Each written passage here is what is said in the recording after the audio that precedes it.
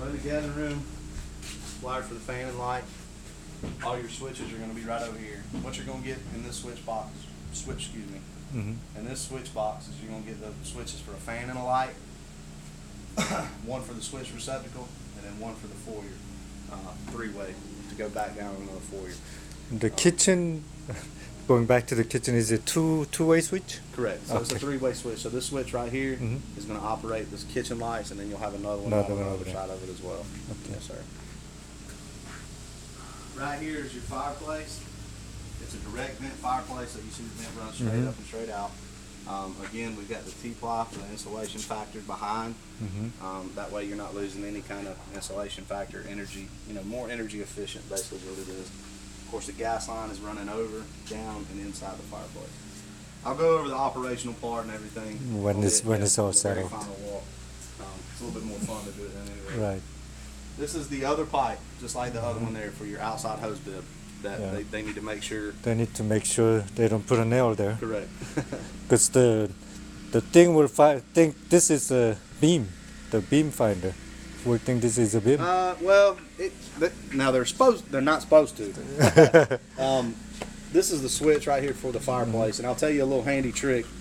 Really, in most houses, when you build a house, you're either doing 16 inches or 24 inches on center for your studs. Best way to find a stud, 16 inches. look for your receptacles and look for your switches. Because all this pretty much is going to be attached, unless it's been remodeled a lot, all these are going to be attached into a stud.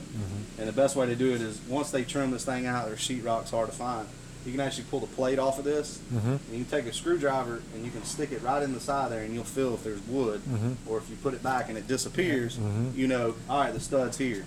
So then you come from this side of the box right here, 3/4 of an inch, and you make a little mark, and then from that mark, if you were to pull 16 inches, you're going to hit the center of all these studs all the way down.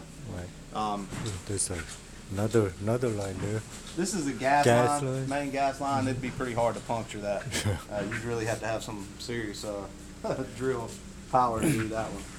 Of course, you need to get this one here, plumb the pipe that's going out. And then these two lines here are your Freon lines for your heating and air system. Okay. So these run outside all the way to the attic. That's what feeds the furnaces upstairs. You got a big,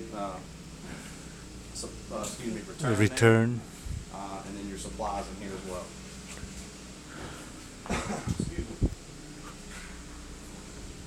Same thing going up the stairs. You got a couple plumbing pipes running up, plus a drain line as well.